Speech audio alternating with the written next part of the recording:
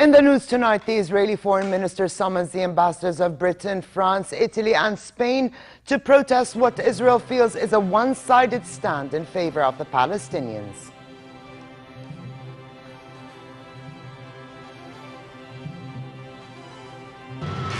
A week before the Geneva Peace Conference, the Syrian government hands the Russian co-sponsors of the meeting a proposal for a ceasefire in Aleppo and an exchange of prisoners.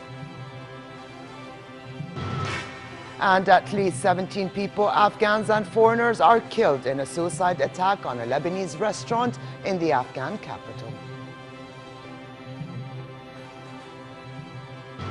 Good evening and welcome to a new edition of the news. Here are the details.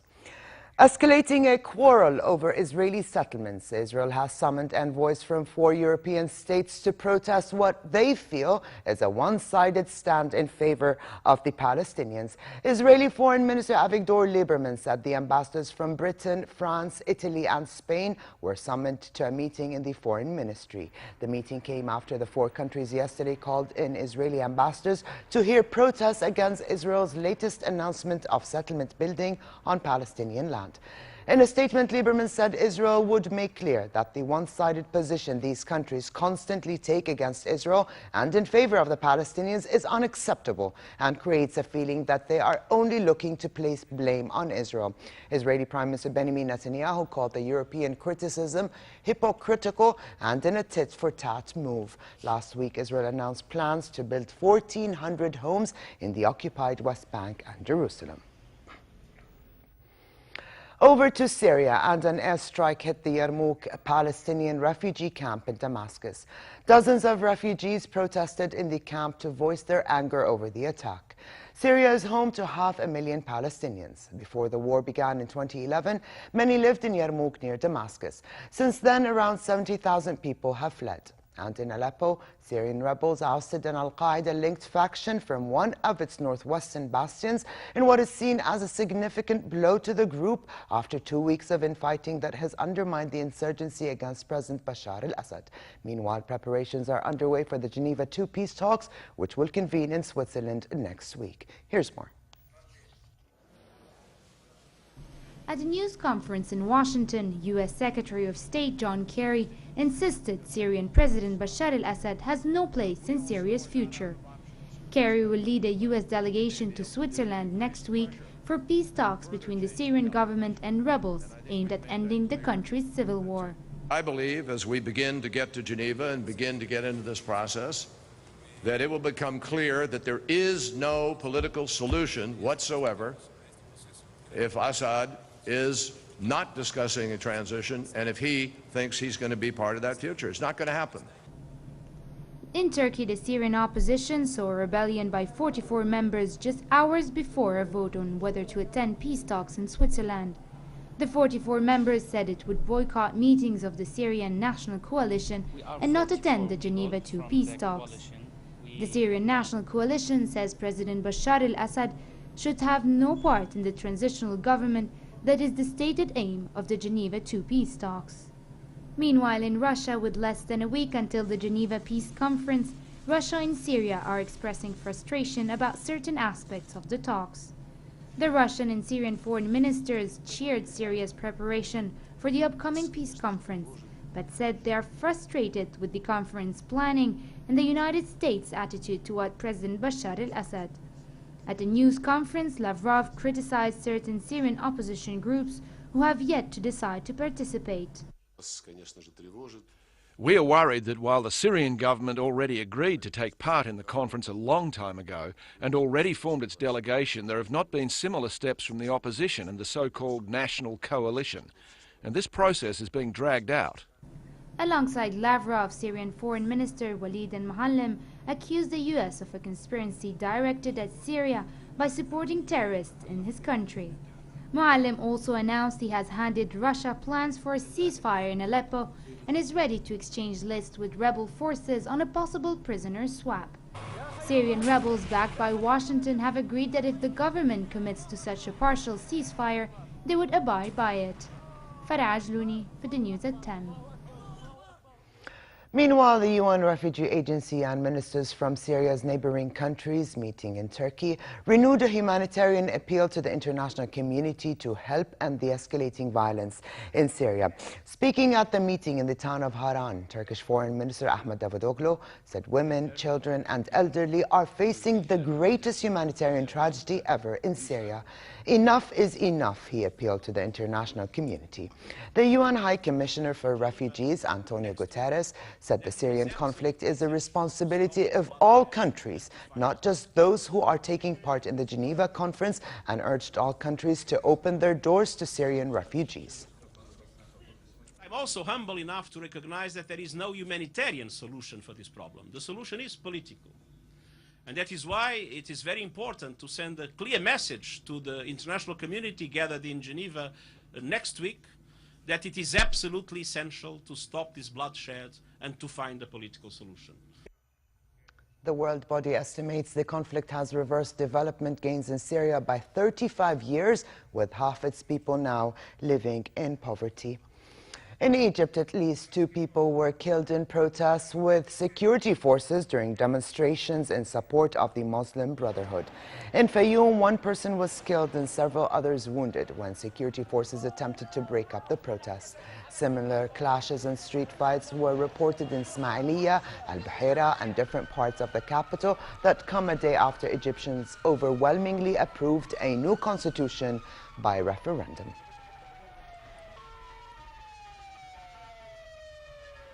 In the Afghan capital, Kabul, a suicide bomber blew himself up near a popular Lebanese restaurant, leaving at least 17 people killed, including Afghans and foreigners.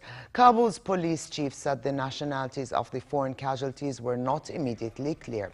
Islamist militant Taliban insurgents immediately claimed responsibility for the attack in the Wazir Akbar Khan district, which hosts many embassies and restaurants catering for expatriates.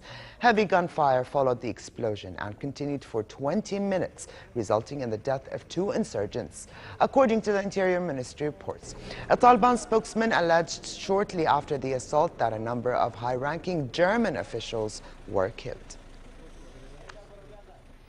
United Nations Secretary General Ban Ki-moon laid out his agenda for 2014 and said Syria, South Sudan and the Central African Republic are among his biggest concerns.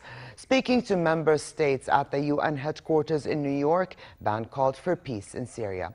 Ban said in Montreux he will press the parties in the Syria conflict to launch a political process, move to a transitional governing body with full executive powers, and stop the violence. According to the UN, the conflict in Syria has killed more than 100,000 people and driven 2.3 million Syrian refugees abroad, while another 4 million have been displaced inside Syria. Ban also said he is troubled by grave violations of human rights in South Sudan, where the crisis has reached tragic proportions. London is eyed to lead world cities in tourism. A series of events have attracted a record number of tourists to London recently, setting it in line to become the world's most popular city, beating New York and Paris. Here's more. Olympics, a royal birth and Andy Murray's historic Wimbledon win all helped to boost visitors to the capital by a fifth to more than 4.9 million last summer. It's a UK record, said London's Deputy Mayor Kit Malthouse. We've had a knockout set of figures for London, our best summer since the Norman invasion. They spent over £3 billion on shopping, hotels, restaurants and attractions. That's an increase of 5%. The capital's now firmly in line to become the world's most popular city, beating rivals New York and Paris for the top spot. That could fuel a row between London newspaper City AM and the French embassy, which has hit back over claims that France is a failed socialist experiment. Editor ALLISTER HEATH is unapologetic. The French economy, it's a very stagnant economy. It's an economy that looks down on wealth creators, it doesn't like entrepreneurs, it doesn't like people who make money, and that's why so many of them have moved to other countries. Hundreds of thousands of people have moved to London from France, among them Parisian bankers fleeing rising taxes. French expats say that as the French economy stalls, the UK looks increasingly attractive. We are behind you in terms of getting out of a recession and making the good reforms. The French are very, still have that prejudice of thinking that they are better than everybody else, and they're not facing the music. Britain's economy is steadily growing. December's inflation fell to its target 2% for the first time in 4 years. Tourism is a crucial earner, one London's Mayor Boris Johnson is keen to promote. There is more green space in London than any city in the world. Expectations are for the capital to top 16 million for the year as a whole. President Hollande will soon be one of them. He's due to visit the capital for the Anglo-French summit in a few weeks' time. No doubt eager to sample some of London's iconic landmarks. U.S. President Barack Obama banned U.S. eavesdropping on the leaders of close friends and allies and is introducing a series of reforms triggered by former U.S. spy contractor Edward Snowden's revelations.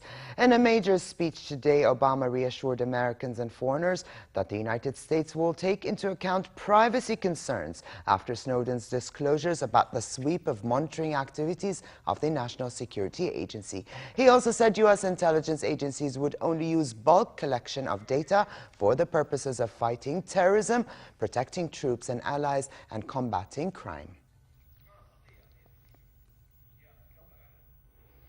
And still in the United States, the U.S. First Lady Michelle Obama is celebrating her 50th birthday today. But tomorrow there will be plenty of dancing as her husband is planning a big bash for her in the evening at the White House. While details of the landmark birthday party have been closely guarded, there are reports that the dance party will include snacks, sips, and dessert. The president gave his wife an early gift, and that is time off alone without their children in Hawaii following their Christmas vacation.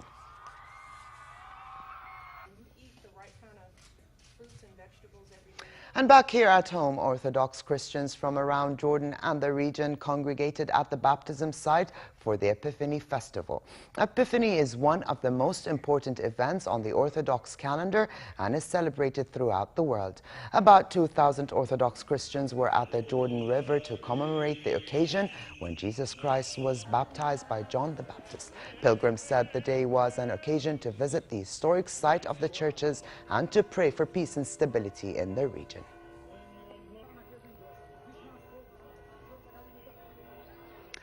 The streets of the Chilean capital, Santiago, were the backdrop for acrobatics, BMX bicycles, skateboards, and dance during the 21st edition of Chile's annual International Street Festival. Called the Concrete and Bone Session, Branch Nobela, an Australian performance and dance company, explores contemporary culture and shares it with audiences who are meant to feel the unique exaltation of urban creativity. Acrobats were seen pushing their bodies to the extreme during the performance to the amusement of the crowds. This year, the event features more than 67 performances, including presentations from 19 countries.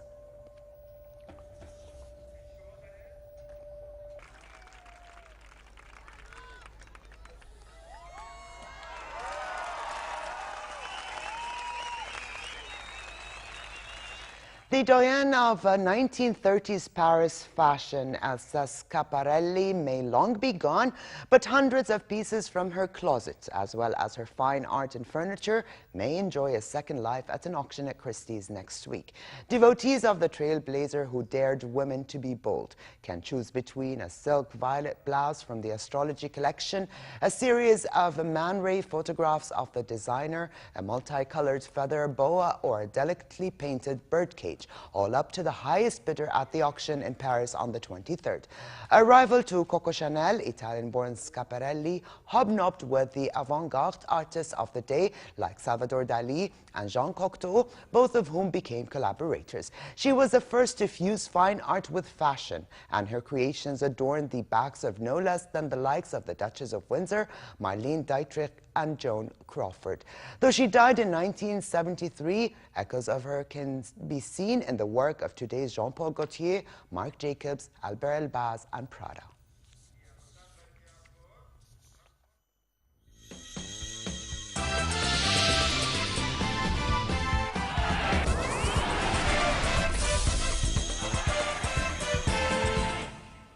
We begin with tennis and the Australian Open. World number one Serena Williams blasted her way into the last 16 of the tournament after powering past Daniela Hanchova of Slovakia in 2 straight sets. Williams relied on her booming serve and blistering forehand to get her out of trouble on crucial points to win 6-3, 6-3 and set an encounter with Serbian Ana Ivanovic in the 4th round.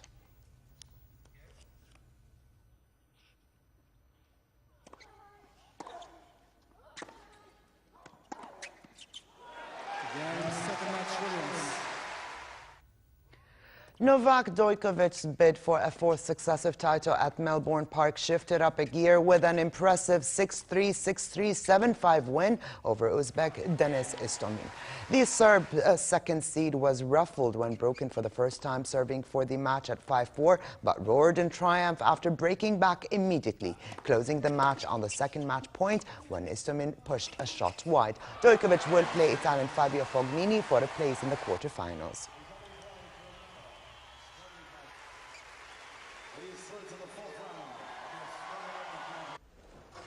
In Russia, workers continued to clear the snow from the Sanki Sliding Center, the site of the bobsleigh and luge competitions at the Sochi Games, which start on February 7.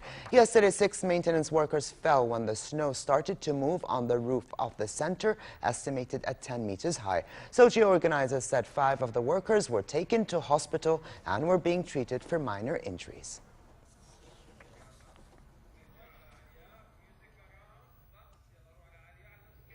And finally, it continues to be relatively cold tonight in most parts of the kingdom. Tomorrow, fair conditions prevail during the day, with the highs in Amman expected at 14 degrees Celsius. The Jordan Valley and the Gulf of Aqaba can expect warmer conditions with northwesterly moderate winds to fresh and the seas in Aqaba calm. And to close, a reminder of the day's top stories. The Israeli foreign minister summons the ambassadors of Britain, France, Italy and Spain to protest what Israel feels is a one-sided stand in favor of the Palestinians. A week before the Geneva Peace Conference, the Syrian government hands the Russian co-sponsors of a meeting a proposal for a ceasefire in Aleppo and an exchange of prisoners. And at least 17 people, Afghans and foreigners, are killed in a suicide attack on a Lebanese restaurant in the Afghan capital.